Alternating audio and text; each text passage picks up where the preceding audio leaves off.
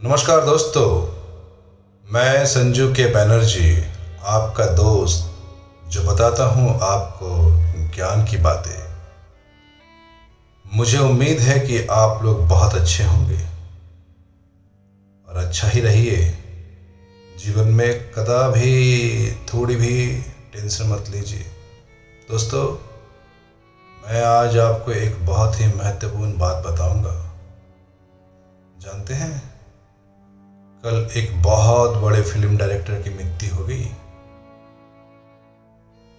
आप सभी लोग उसे जानते होंगे, सतीश कौशिक जी। सतीश कौशिक जी एक बहुत ही गरीब इंसान थे। आज से वर्षों पहले मुंबई आए थे हीरो बनने के लिए, लेकिन एक एवरेज शक्ल के कारण वो हीरो तो नहीं बन पाए, लेकिन कलाकार जरूर बने। आपको याद होगा एक गोविंदा और राजेश खन्ना साहब की फिल्म स्वर्ग में एक बहुत ही अहम भूमिका उन्होंने निभाई थी। उसके बाद एक और बहुत ही विख्यात फिल्म, इंडिया का कह सकते हैं कल्ट मूवी, जिनके गाने आज भी बहुत मशहूर है, प्यार कभी कम नहीं करना, कोई सितम कर लेना। ये फिल्म मिथुन चक्रवर्ती और माधुरी दीक्षित की फिल्म है। आप सभी उसे जानते हैं। एक गाना और इसमें फेमस था, शीशे की उम्र प्यार की, आखिर भी साध क्या, टूटा जो दिल किसी का, हैरत की बात क्या। इन फिल्मों में काम करते करते फिर उसकी मुलाकात हुई।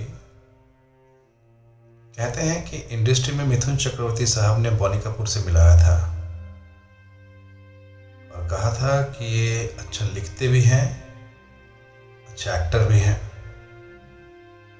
तो उसके बाद फिर उन्होंने एज ए बतौर एक्टर काम किया मिस्टर इंडिया में। मिस्टर इंडिया काफ़ी चली, काफ़ी फेमस हुई। उसके बाद फिर अनिल कपूर, जैकी श्रॉफ, माधुरी दीक्षित और अनिल कपूर, जैकी श्रॉफ, श्रीदेवी, अनुपम खेर को लेके उन्होंने एक फिल्म बनाई जिसका नाम है रूप की रानी चोरों का राजा, डायरेक्टर बाय सतीश कौशिक।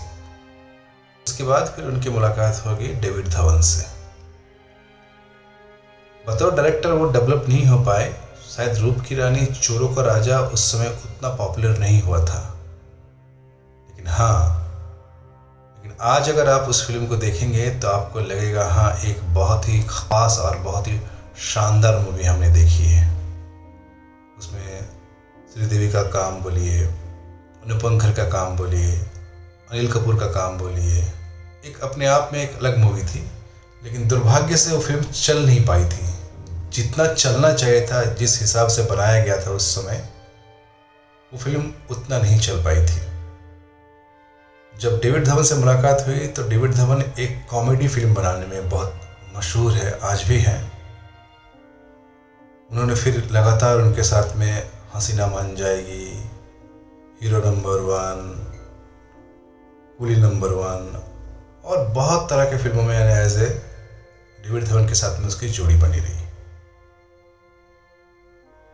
बहुत सारे फिल्मों में उन्होंने काम किया। आप कह सकते हैं कि राम लखन में भी थे वो, अनगिनत फिल्मों में काम किए। गांव का एक गरीब व्यक्ति जो कि मुंबई आता है एक बड़े सपने लेके, संघर्ष करते हैं। तो कहने का अर्थ है कि फिल्में बहुत मिली उन्हें, जो उन्हें शोहरत चाहिए था वो मिला। फिर एक और मौका मिला सलमान खान के साथ में, तेरे नाम से अब सभी वाकिफ हैं, गाने काफ़ी हिट हुए थे उनके, फिल्म भी काफ़ी चली फिल्म। फिर एक वादा बोल के एक और फिल्म उन्होंने डायरेक्ट की थी। एक और फिल्म आई थी जो फिल्म नहीं चल पाई थी। ऐसे तमाम तरह के फिल्मों में उन्होंने काम किए, तमाम तरह के शोज किए। एक बने रहे। इंसान भी अच्छा ही था, ना किसी का बुरा किया। आज तक तो मीडिया में ऐसा कोई खबर नहीं आई है जो सतीश कौशिक साहब ने कोई ऐसा काम किया। पैसा बनाया, घर बनाया, शोहरत बनाया, नाम बनाया, और कल उनकी मृत्यु हो गई। गरीब घर का लड़का मुंबई शहर आता है और एक अनोखा सपना देखता है कि मैं इस फिल्म उद्योग में अपना एक नाम करूंगा, लोग मुझे भी जानेंगे। और मेहनत करने के बाद में, किस्मत साथ देने के बाद में लोगों ने उसे जाना, लोगों ने उसे पहचाना, पैसे भी कमाए, दौलत भी कमाए, और एक दिन ये सब छोड़ के, एक दिन नहीं कल ही की बात है, कल ये सब छोड़ के परमात्मा के द्वार चले गए। तो जीवन ऐसा ही है। मेरा कहने का अर्थ यह है कि आप भी गरीब हो सकते हैं, आपके भी सपने साकार हो सकते हैं, आपके भी सपने बहुत ऊंचाई तक आप पहुंच सकते हैं, लेकिन फिर सब कुछ धरा का धरा रह जाएगा।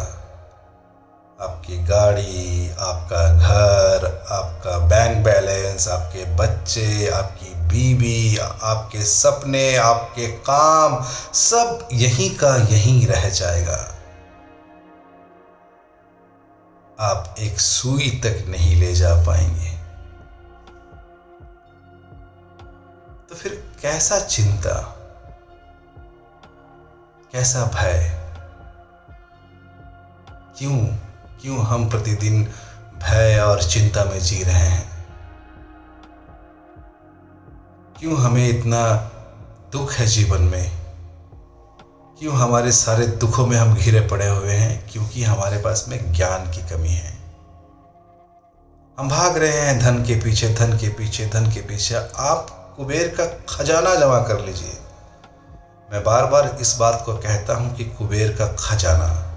जब मैं कुबेर का खजाना कहता हूं तो अगर भारतवर्ष में देखेंगे तो भारतवर्ष में श्रीमान अंबानी जी बहुत उद्योगपति है, बहुत पैसे वाले। अगर बड़े आदमी का नाम का कहीं गिनती होगा भारत में तो अंबानी जी का नाम आएंगे, मुकेश अंबानी जी का नाम आएगा। लेकिन अगर मैं बोलता हूँ आपके पास कुबेर का खजाने मिल जाएगा, आपके पास मैं बात करता हूँ, तो कुबेर का खजाना मतलब सिर्फ इस लोक में नहीं, तीनों लोक का जो सबसे रिच आदमी होगा उसके पास होता है कुबेर का खजाना। लेकिन तो भी आपको मृत्यु लेके ही जाएगी। मृत्यु नहीं रुकने वाली है, ना आप उसे रोक पाएंगे। जब जिसका समय आएगा वो इस दुनिया से दुनिया छोड़ के चला जाएगा। यही एक परम सत्य है। इस सत्य को जितना जल्दी हम एक्सेप्ट करेंगे उतना जल्दी हमारे लिए उतना ही अच्छा है। हम झूठी दौड़ में दौड़ रहे हैं, ना जाने कहां पहुंचेंगे। हम पता नहीं क्या इकट्ठा कर रहे हैं। जानते हैं, कल अगर किसी की फांसी का तय हो जाता है, मान लीजिए, एक बात मैं कहना चाह रहा हूं आपको, किसी कारणवश अगर सरकार ने कहा कि इसे फांसी होना है, लेकिन उस व्यक्ति को पता हो जाता है जब कल मैं मरूंगा इतने बजे इतने बजे, तो वो कितना अलर्ट रहता होगा, क्योंकि कल सुबह उसकी फांसी होने वाला है। तो सोचिए, हमारा भी मृत्यु पल पल भी आने वाला है। क्या सतीश कौशिक जानता था कि फलाना तारीख को मेरी मृत्यु हो जाएगी? नहीं जानता था, और आके चले गए। उसी तरह हम भी नहीं जानते हैं कि हमारी मृत्यु कभी है। आप भी नहीं जानते हैं।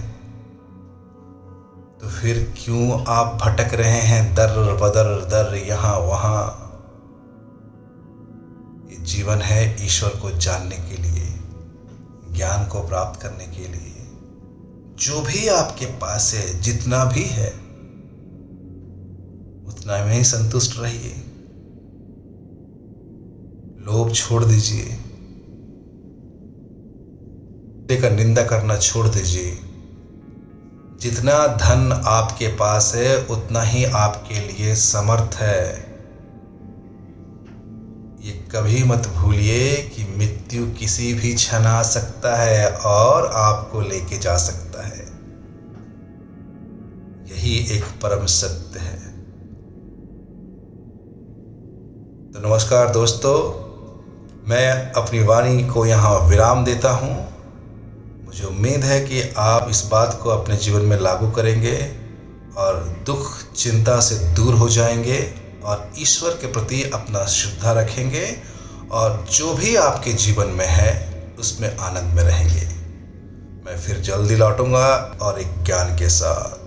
मैं कोई और नहीं, मैं आपका दोस्त संजू के बैनर्जी, जो सुनाता हूँ आपको ज्ञान की बातें।